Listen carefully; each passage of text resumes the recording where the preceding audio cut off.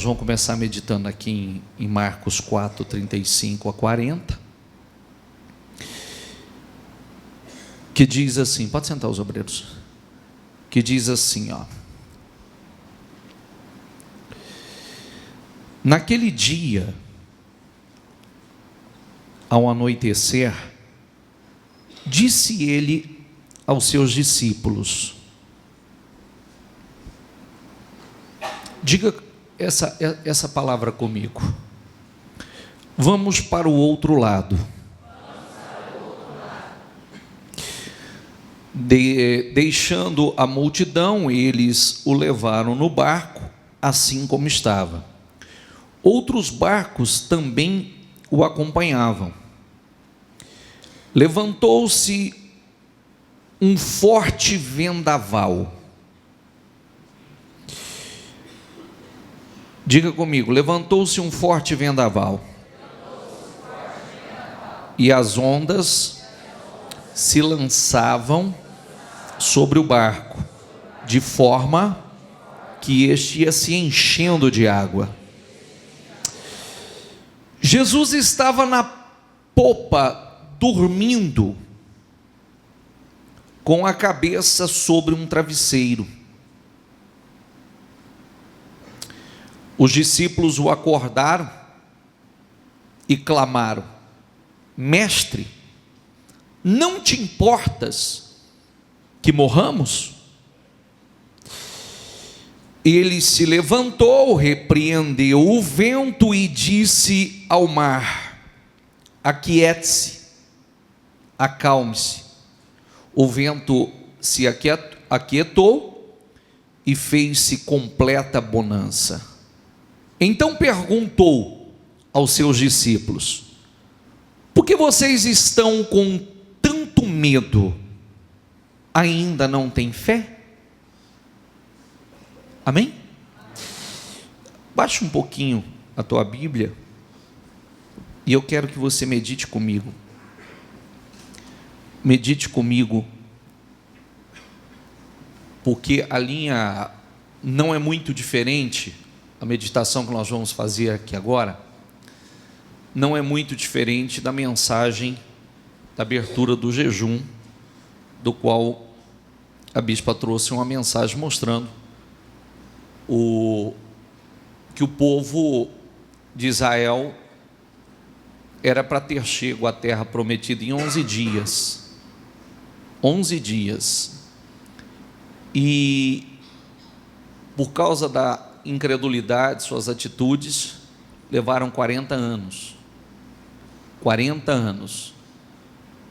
E chegou um ponto que o Senhor deu aquele chacoalho e disse a ele: vocês estão muito tempo parado aí nessa montanha, levante-se e ande. Esse versículo, nós vimos, Jesus entra no barco com os discípulos. Qual foi a frase que eu pedi para você repetir? Vamos para o outro lado. Entraram no barco para atravessar, para ir para o outro lado.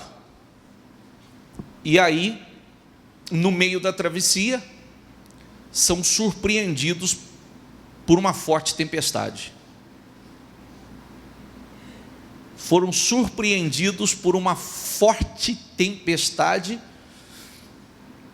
que o texto diz que as ondas, elas eram tão fortes, que elas estavam passando por cima do barco e enchendo o barco de água. Foi isso que nós lemos, não foi? Sim ou não? E Jesus, aonde? Jesus dormindo na popa. Jesus dormindo aonde? Mas será que isso seria possível? Eu faço essa observação.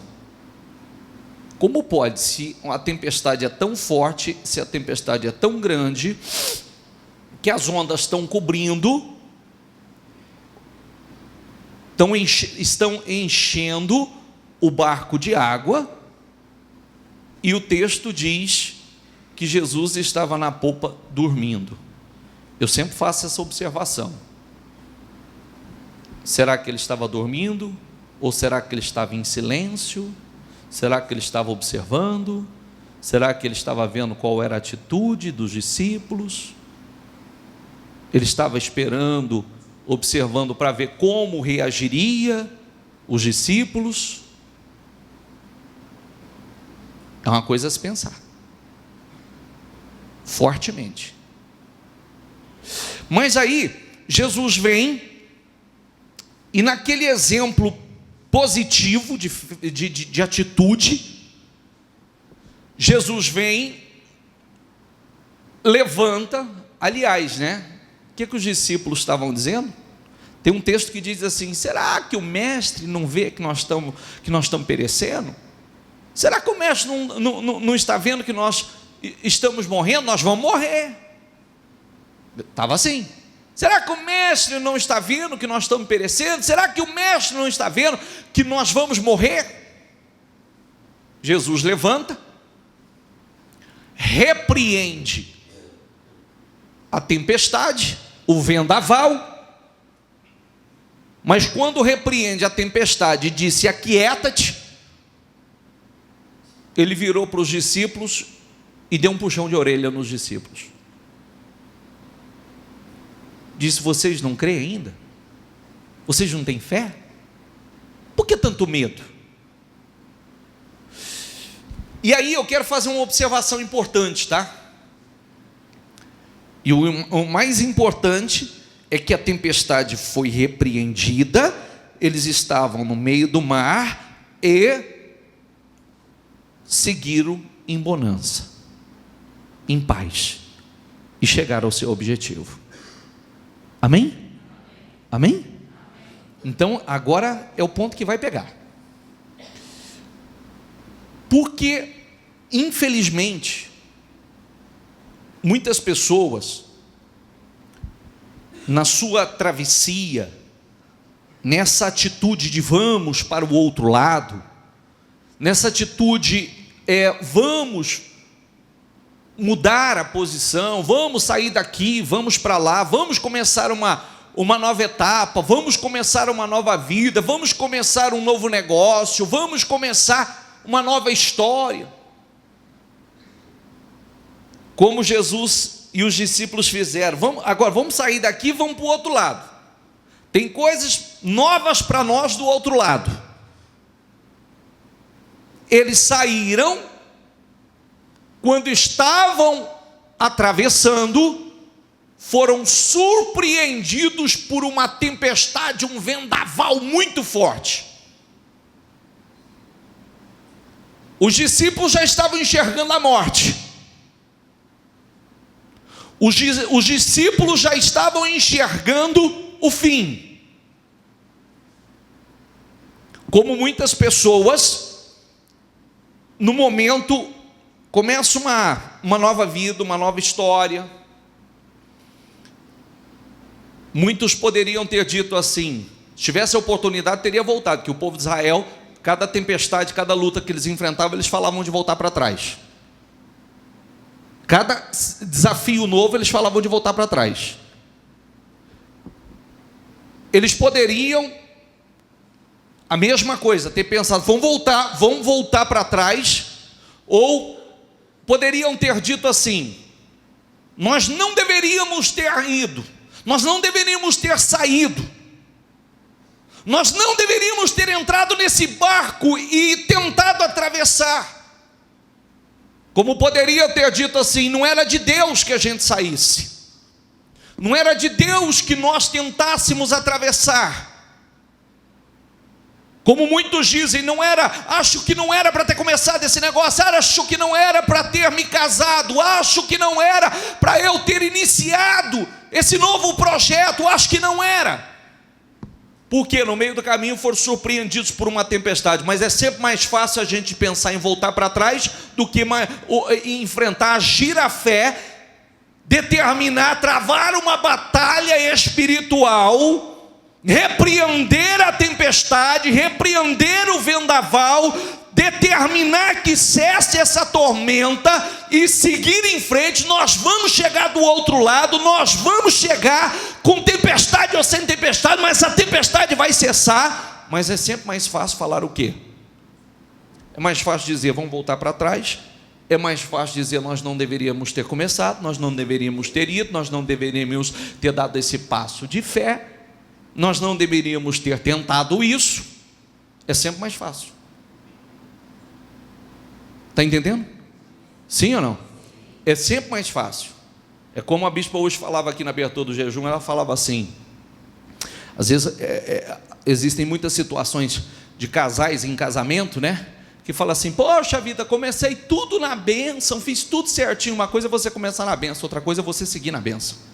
Às vezes a pessoa até começou na bênção, mas depois nenhum nem o outro conduziu mais o relacionamento de forma espiritual, não quis saber de Deus, não quis saber de estar na igreja, ouvir a palavra, conduzir a sua família à luz da palavra. Depois vira um inferno, vira uma desgraça realmente. Aí a pessoa diz assim, acho que não era para a gente ter casado. Que não era para ter casado? O problema não foi casado, casou certinho, casou na bênção. O problema é como está conduzindo, o problema é a carnalidade que entrou depois. O problema é a falta de espiritualidade que tomou conta depois, a carnalidade que tomou conta da pessoa novamente. Esse é o problema, é como está conduzindo, é o que está fazendo agora, não o que foi feito lá. Como um negócio. Outro dia eu li para vocês aqui que o povo estava sendo escravo na terra que Deus havia dado a eles. A terra que veio para ser bênção, eles estavam como escravos. E não era para que eles fossem escravos na terra, e sim as suas atitudes. A terra que Deus deu não era para que eles fossem escravos, era para que eles fossem cabeça, fosse para que eles enriquecessem nessa terra, para que se multiplicasse o ouro, a prata, que se multiplicasse tudo que tinha. Não era para que eles fossem escravos lá. Eles estavam dizendo, nós somos escravos na terra que o Senhor nos deu para que nós desfrutássemos. Isso quem disse foi Neemias, né? Que foi lúcido. Mas muitos estavam dizendo, questionando que Deus levou eles para aquele lugar para que eles sofressem, fossem humilhados, morressem derrotados naquele lugar. E na verdade eram as suas próprias atitudes que fizeram com que eles entrassem naquela derrota toda, naquele fracasso todo. Então é sempre mais fácil a gente atribuir, né, como as pessoas dizem, não era para eu ter feito, não era para eu ter me casado, não era para eu ter começado esse negócio, não era para eu ter aberto essa empresa, não era. E ela se esquece que o problema não foi lá, o problema é aqui, é o que eu estou fazendo agora, a atitude que eu estou tendo agora, atitude de fé ou ausência da fé que eu não estou praticando agora. Amém? Porque é difícil muitas vezes a pessoa entrar nessa batalha aqui, ó. Hora que entra a tempestade fora chega, a tempestade dentro toma conta. E aí a pessoa, ao invés de ela agir a fé, espera aí, eu vou repreender essa tempestade, eu vou combater essa tempestade e eu vou seguir em frente, eu vou buscar aquilo aonde está o problema, aonde eu estou errando, e vamos acertar essa situação e vamos seguir em frente. Mas muitas vezes a pessoa, ao invés de fazer isso, ela está dizendo o quê? Vamos voltar para trás. Sabe o que significa voltar para trás? Significa voltar aonde você começou. Significa voltar aonde você começou. E se toda dificuldade que você tiver, todo problema que você tiver, você, ao invés de repreender, agir a sua fé, se veio uma tormenta, veio um vendaval, veio uma situação que você está enfrentando, seja na sua vida, no seu casamento, na área financeira, na sua vida profissional, na sua área sentimental, na área da saúde, aonde quer que seja, se todas as vezes você vai disser assim, eu acho que não era para fazer, eu acho que não era para ter começado, eu acho que não era para eu ter iniciado, eu acho que não era para eu ter feito, eu acho que não era, sabe o que vai acontecer? Você vai sempre voltar ao início, sempre vai ter que recomeçar a sua vida. Porque todas as vezes quando você é surpreendido por uma tempestade, você diz que não era para ter começado, não era de Deus, não era para ter tentado, não era para ter começado, não era para ter... Sempre vai estar nessa linha de raciocínio. Quando na verdade eu não acredito nisso. Quando na verdade está aqui, ó. Jesus estava no barco, a tempestade não pegou Jesus com os discípulos no barco? Sim ou não? Então não era para eles ter saído. Então não era para eles ter saído para atravessar para o outro lado? Ou faz parte? Será que não era para Jesus ter saído? Faltou direção de Jesus? Faltou visão de Jesus? Ou Jesus está nos ensinando que no meio da nossa travessia nós temos desafios, nós somos submetidos por vendavais, tempestades, tormentas. E o que devemos fazer? Vamos agir à fé, vamos ser espirituais. Ao invés de enxergar a morte, ao invés de enxergar que tudo está perdido, vamos repreender a tempestade, vamos combater, vamos chamar a responsabilidade. Espera aí, não era para eu ter atravessado ou o que é? O que está acontecendo? Eu me desfoquei agora que chegou a tempestade, o que eu tenho que fazer? Eu tenho que orar, eu tenho que repreender, eu tenho que combater, eu tenho que buscar fazer aquilo que eu não estava fazendo. Porque muitas vezes as pessoas querem que a tempestade passe, mas a tempestade não vai passar com você dizendo só assim: será que Jesus não está vendo? Será que Jesus não está vendo o que eu estou passando? Será que Jesus não vai passar? Não é assim que se combate a tempestade. Não é reclamando, não é murmurando. Isso não é atitude de fé. O que Jesus espera? Está aqui o exemplo que ele deu. Eu tenho que fazer aquilo que eu não estou fazendo. Eu tenho que agir a minha fé. Eu tenho que analisar o que eu preciso fazer, aonde eu preciso mudar.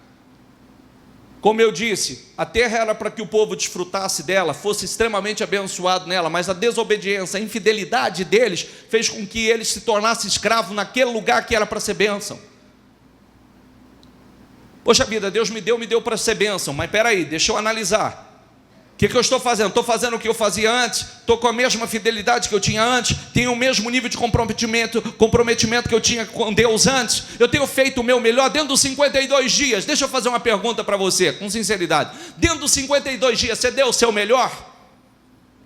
Você fez tudo que você podia fazer? Você se sacrificou de verdade? Se comprometeu de verdade? Ou você sabe que não?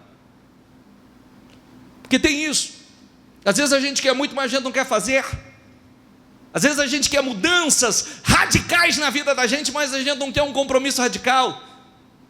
Nós queremos bênçãos radicais, mas nós não queremos um compromisso radical. Nós queremos ser honrados por Deus de forma radical, mas nós não queremos agir uma fé radical, com mudanças radicais. Mas nós queremos. Da parte de Deus nós queremos tudo de forma radical. Bênçãos radicais, milagres radicais, extraordinários, mas nós não fazemos. Nós estamos num propósito de fé. Num propósito de fé para mudar. Se na sua travessia você foi surpreendido por uma tempestade, não é murmurando, mas reclamando, não é dizendo que você não deveria ter começado. Ah, vou voltar para trás. Não, vamos voltar. Não, às vezes não dá tempo para voltar mais. Talvez voltar seja mais trágico. Eu só tenho uma alternativa. O que eu tenho que fazer agora? Eu tenho que agir minha fé agora. Eu tenho que me agarrar a Deus agora e agir a minha fé para mudar essa situação. Porque o que eu estou buscando? Porque o que eu estou buscando? Voltar para trás. Se eu estou no meio de uma tempestade, voltar para trás pode ser a morte. Pode ser a tragédia. Ficar no meio da tempestade também é uma tragédia. Eu só tenho uma alternativa: agir a minha fé para que essa tempestade cesse e eu siga a minha travessia em bonança, como está escrito. Amém? Amém.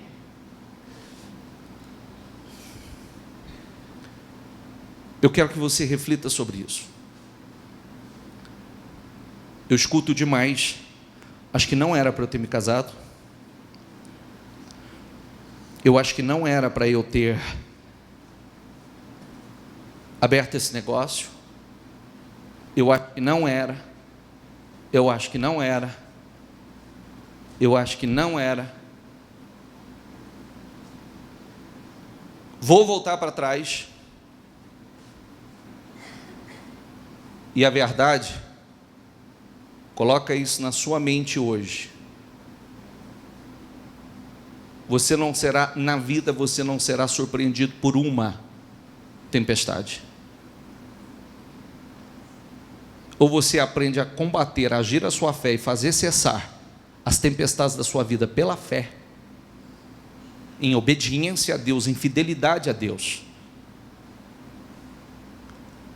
ou, infelizmente, ou você se arrebenta na tempestade, ou você vai viver voltando porque achava que não deveria ter começado, voltando porque achava que não deveria ter saído, voltando porque... E aí vai ser uma vida inteira assim, sempre recomeçando a vida, e isso é complicadíssimo.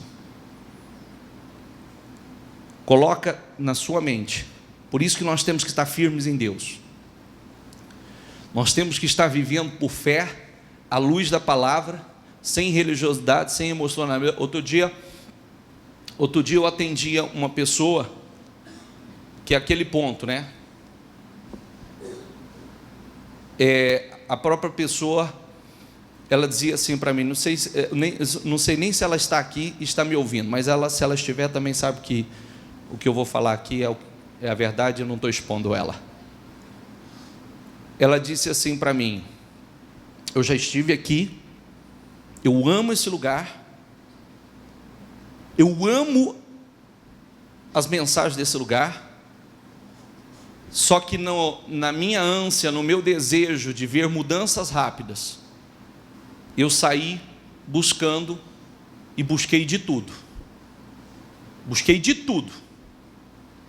porque eu queria ouvir algo que fosse realmente aquilo que eu queria ouvir e que me trouxesse uma mudança rápida. E a verdade é uma só: como as mudanças acontecem rápidas, como as mudanças acontecem rápidas na vida de uma pessoa, quando as mudanças internas acontecem rápidas. Quando as mudanças internas, a pessoa é ultra mega carnal, e ela cai a ficha que não vai funcionar na vida dela, ela continuar sendo carnal, ela tem que ser uma pessoa espiritual. A pessoa não tem compromisso com Deus, ele só quer, como a bispa falava hoje, né? Às vezes tem pessoas que ele só quer Deus como um solucionador de problemas, mas ele não quer servir a Deus e ser fiel a Deus pelo que Deus é, mas ele só quer a Deus como um solucionador de problemas. Ou seja, ele só tem fidelidade e compromisso com Deus, ele só busca a Deus de coração quando ele está aflito, desesperado, quando ele está no fundo do poço. Quando há uma mudança radical, a pessoa, ela toma a decisão: eu quero realmente ser um homem de Deus, eu quero realmente ser uma mulher de Deus. Não vai falar mais alto dentro de mim mais a minha carne, o meu orgulho. Eu quero aprender a resolver os meus problemas de forma espiritual. Eu não estou me importando com o que o A, com o que o B, com o que o C pensa. Eu estou me importando com o que Deus pensa, como Deus está me vendo.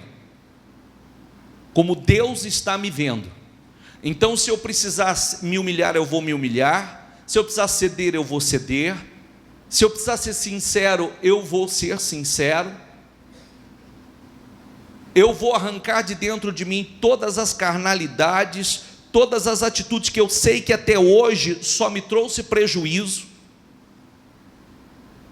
A partir de agora, eu vou ter um compromisso de verdade com Deus, até porque eu quero uma vida vitoriosa. Eu não quero uma vitória, eu quero uma vida vitoriosa. Eu quero saber como agir em todas as áreas da minha vida. Quando a pessoa, há uma mudança interna, não tenha dúvida alguma que haverá uma mudança radical. Se há uma mudança radical interna, haverá uma mudança radical externa, ou no exterior, ou nas demais áreas da vida da pessoa. Amém? Amém? Então, o que eu preciso fazer para que haja uma mudança rápida na minha vida? Uma mudança rápida interna. Uma mudança rápida, extremamente rápida, internamente. Eu não faço minha vontade, faço a vontade de Deus. Quando nós temos um encontro de verdade com Deus, nós estamos buscando aqui o Espírito de Deus para a nossa vida, não é? Sim ou não? O Espírito de quem? De Deus. Jesus nos ensinou a ser imitador dele. Olha que coisa interessante. Nessa época aqui, nenhum dos discípulos tinha o Espírito de Deus, o Espírito Santo. Olha como um homem sem o Espírito Santo ele age. Ele na tempestade ele vê a morte. Ele no vendaval ele vê o fim. Ele só pensa no que é ruim. Ele só pensa no que é ruim. Ele só espera o pior. Quando nós realmente temos um encontro com Deus e o Espírito de Deus está em nós, nós temos as atitudes certas na situação, de acordo com cada situação, nós temos a atitude certa.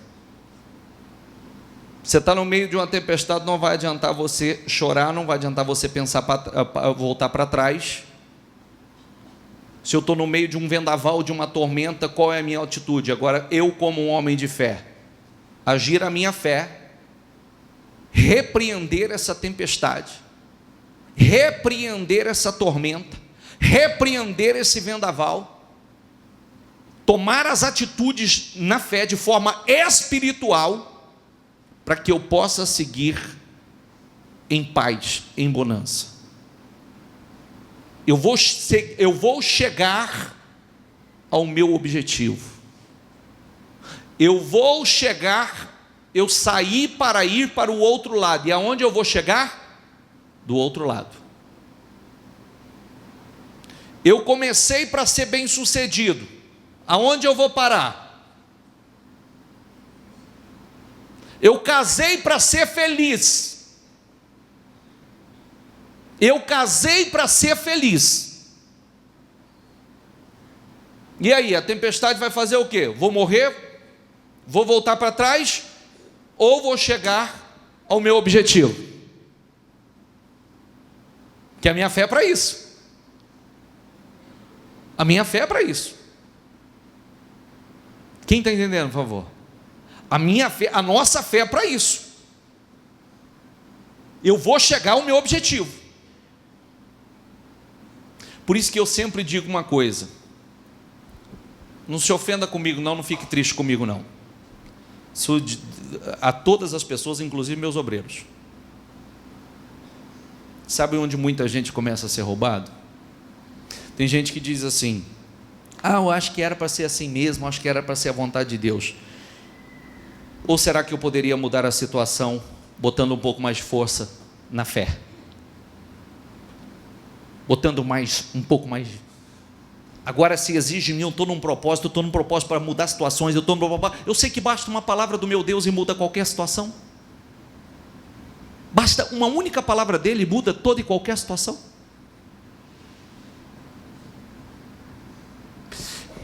Muitas vezes nós começamos a ser roubados até naquela posição assim: eu poderia ter feito mais. Porque o que mais a gente escuta são pessoas dizer assim: esse ano novamente, esse ano eu peguei para valer, esse ano eu entrei para valer, nesse propósito eu entrei com todas as minhas forças, eu entrei como nunca. Só que o resultado vem. Por isso que tudo, a Bíblia nos ensina, tudo que nós vamos fazer e tudo que vem às nossas mãos para fazer, nós devemos fazer com todas as nossas forças. Com todas as nossas forças. É agora. Amém, pessoal? Eu quero que você olhe para as situações que você tem enfrentado com outros olhos. Se você foi surpreendido com uma tempestade, não quer dizer que você não deveria ter saído, não quer dizer que você não deveria ter começado, não quer dizer que você não deveria ter, até porque quando você saiu em paz. Quando você começou em paz. E achando que tudo estava perfeito. Mas na travessia, se você foi surpreendido por uma tempestade, Talvez faça parte do processo, talvez a tempestade te pegou desprotegido.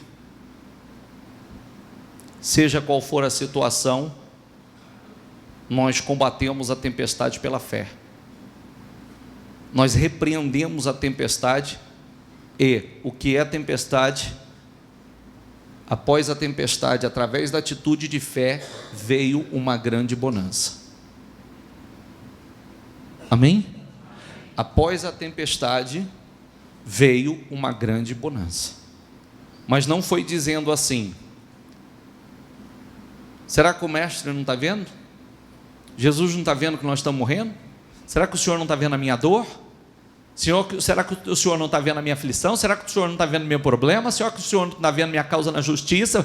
Mas por que Deus não faz? Por que não? O Senhor está observando. O Senhor está observando. Porque com as ondas cobrindo o barco, desculpa, mas ele não estava dormindo, não. Com as ondas cobrindo o barco, ele estava dormindo, será? Sendo açoitado pelas ondas, será que ele estava dormindo? Ou estava bem quietinho, observando, vendo qual seria a postura, atitude, se de fé, se de incredulidade, se de perseverança, de carnalidade? O que será que ele estava fazendo? Mas independente, ele nos deu o exemplo do que fazer. Eu vou meditar um outro texto com vocês. Venha para 1 Crônicas, capítulo 1.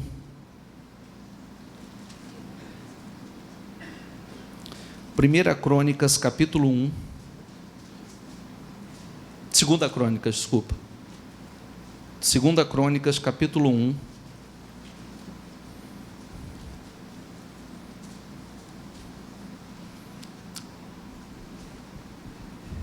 A partir do versículo 1.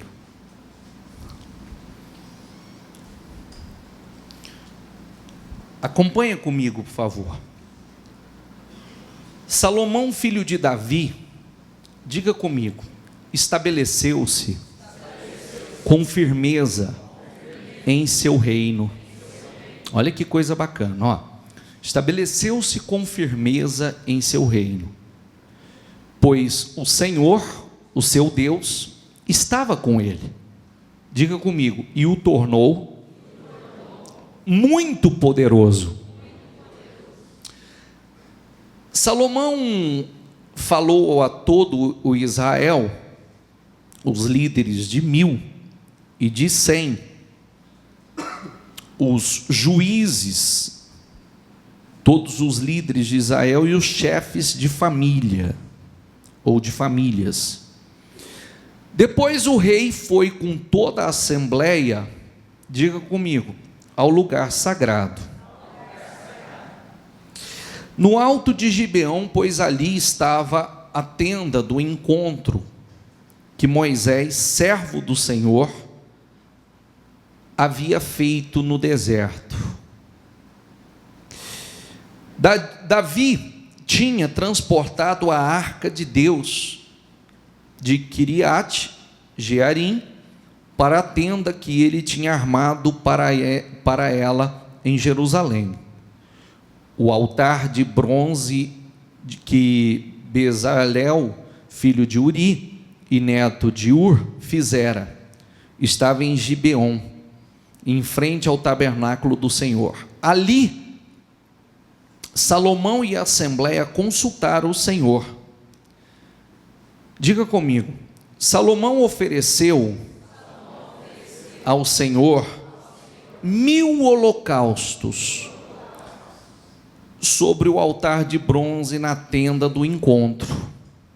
Diga comigo, por favor. Naquela noite, Deus apareceu a Salomão e lhe disse: peça-me o que quiser e eu lhe darei.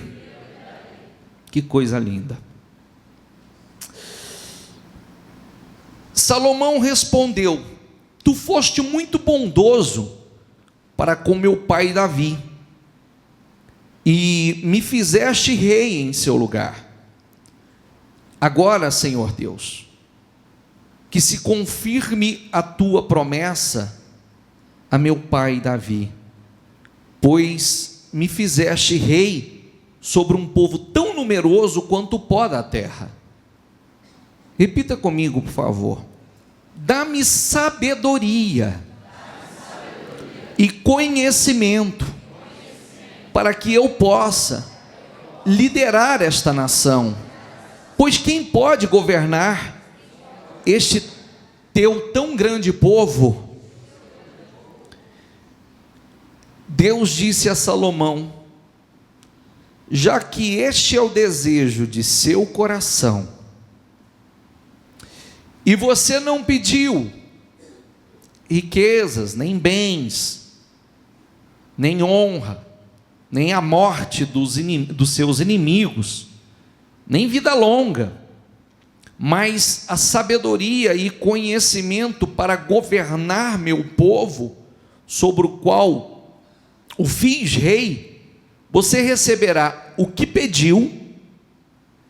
Diga comigo, você receberá o que pediu, mas também lhe darei riquezas, bens e honra, como nenhum rei antes de você teve, nenhum depois de você terá.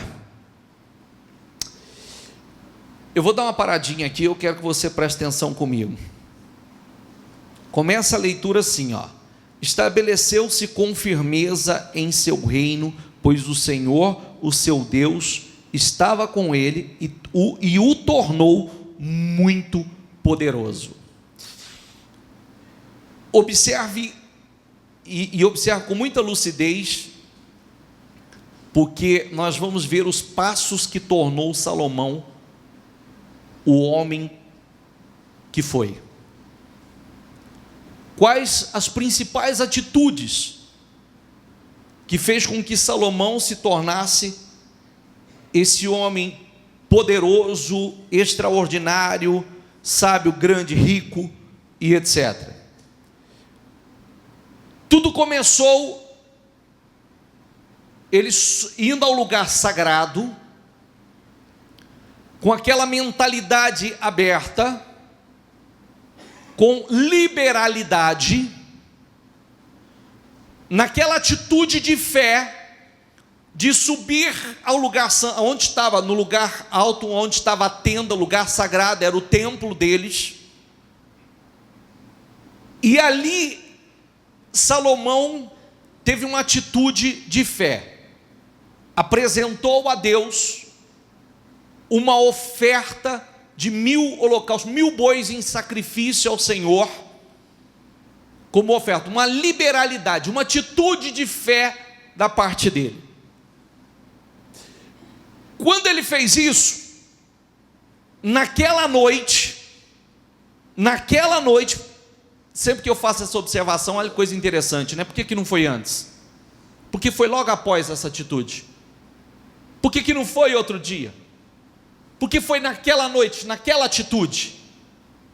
Naquela noite, naquela atitude, o Senhor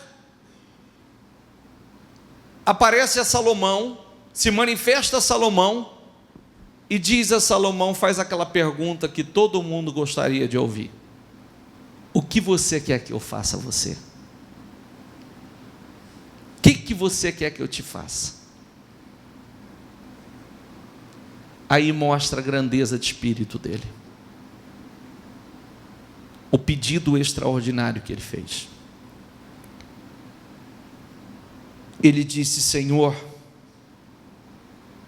me dê sabedoria e conhecimento para governar este teu tão grande povo, para fazer aqui o que o Senhor aprova, o que o Senhor se agrada.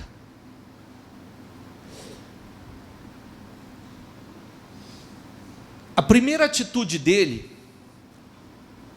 foi uma atitude material. É aí que eu quero pegar com muitas pessoas que às vezes ainda está na igreja e a visão continua assim, fechada. A atitude dele subir ao monte e apresentar a Deus a sua oferta, o seu sacrifício, já mostrava a ele a sua sabedoria, já mostrava a ele que era um homem de mente aberta, já mostrava que Salomão, ele tinha uma visão ampla. Ele subiu, teve aquela atitude de fé, uma atitude humana, ele deu,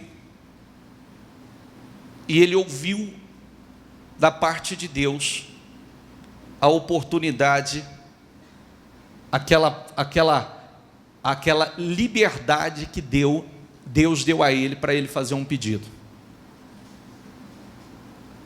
Ele foi muito espiritual no seu pedido.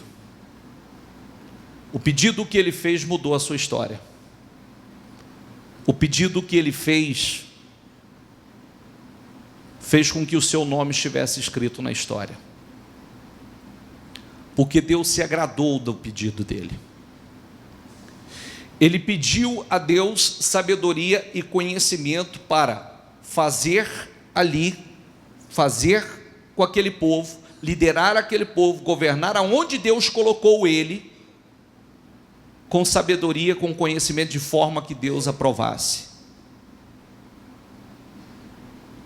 O Senhor se agradou. Mas observe, realmente ele podia ter pedido dinheiro, ele podia ter pedido riqueza, ele podia ter pedido os inimigos, que Deus entregasse os seus inimigos nas suas mãos. Ele não pediu isso, porque ele sabia que se ele recebesse aquela direção, aquela sabedoria, aquele pedido espiritual que ele fez, ele construiria tudo aquilo, como Deus disse a ele, né? Até o que você não pediu, eu vou te dar. Muito bom que você me pediu, porque até o que você não me pediu, eu darei a você. Como riqueza, como honra, os teus inimigos nas tuas mãos, até o que você não pediu. Porque ele foi espiritual naquele pedido. Ele pediu algo que era interno, ele não pediu algo externo. E aquele pedido interno, aquela mudança, sabe, aquela mudança interior, ele precisava que Deus desse a ele a sabedoria do alto, a sabedoria para que ele fizesse o que Deus aprovava, que ele liderasse, administrasse como Deus aprovava. E se ele recebesse aquilo, ele sabia que ele seria grande. Duas atitudes que realmente mudou a história de Salomão. Primeira atitude de liberalidade, de oferecer a Deus aquele sacrifício que chamou a atenção de Deus. Foi naquela atitude, naquele sacrifício de oferecer a Deus aquilo que, mostrando a Deus a sua liberalidade, a sua entrega, naquela noite o Senhor se revelou a Salomão e deu a oportunidade a ele de fazer o pedido que ele quisesse. Qual pedido ele fez? Um pedido extremamente espiritual. Aquilo que mudaria para sempre. Aquilo que faria com que ele construísse a grandeza, a glória que ele construiu. Porque se ele recebesse de Deus aquela sabedoria, aquele conhecimento, então riqueza e glória seria consequência.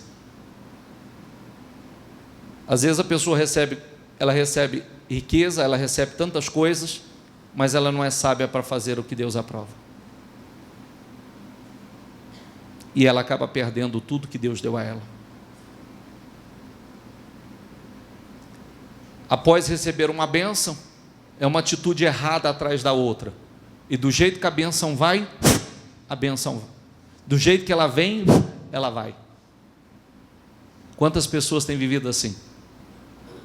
Bênção vai, Bênção vem, bênção vai. Bênção vem, bênção vai. Por quê?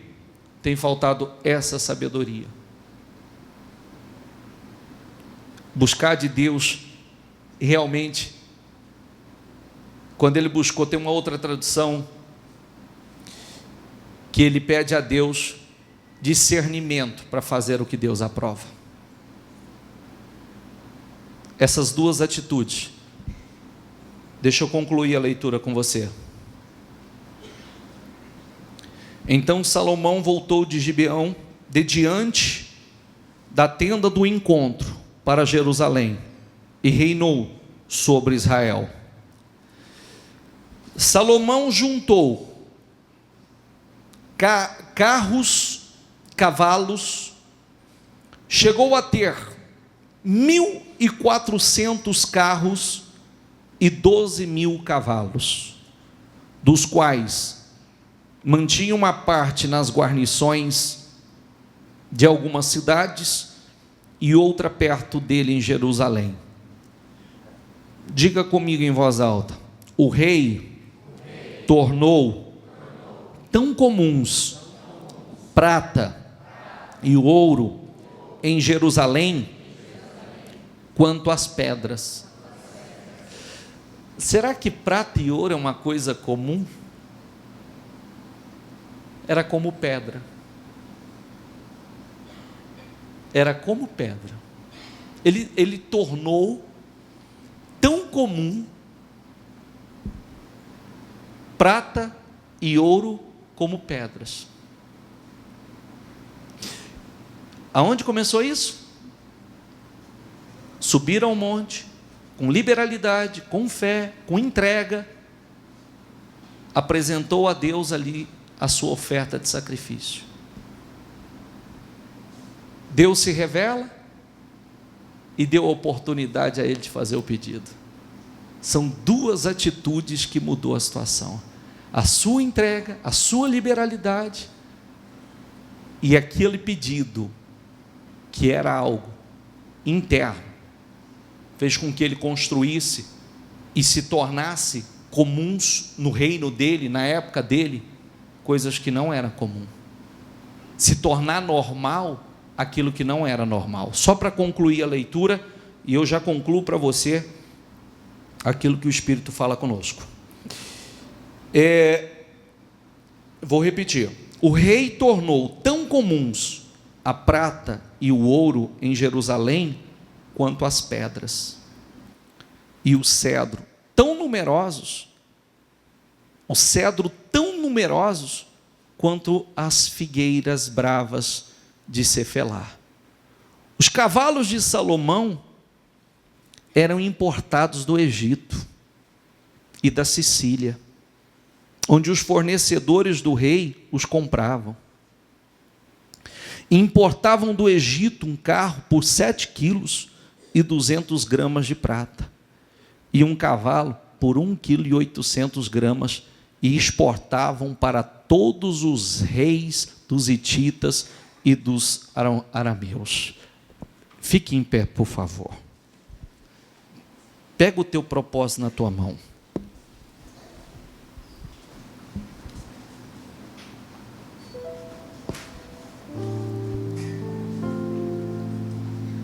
Ouça o que eu vou lançar sobre você agora.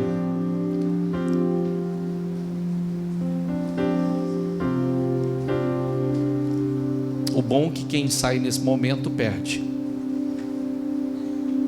É sempre assim. No melhor momento da reunião. No melhor momento da reunião, a pessoa resolve ir no banheiro ou beber água. Não tem problema. São escolhas.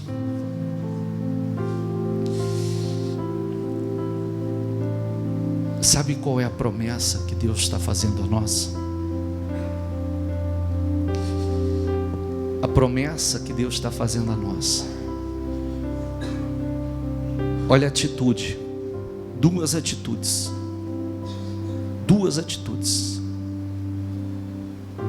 que definiram a vida de Salomão. a liberalidade dele em oferecer a Deus, a liberalidade dele em oferecer a Deus aquele sacrifício, aquela oferta de fé. Após fazer aquilo, o Senhor se revela, pede o que você quiser. Senhor, dê sabedoria e conhecimento ao teu servo, para fazer aqui aquilo que o Senhor aprova, aquilo que o Senhor agrada. Muito bom que você me pediu, porque eu vou dar a você o que você me pediu. Olha como diz,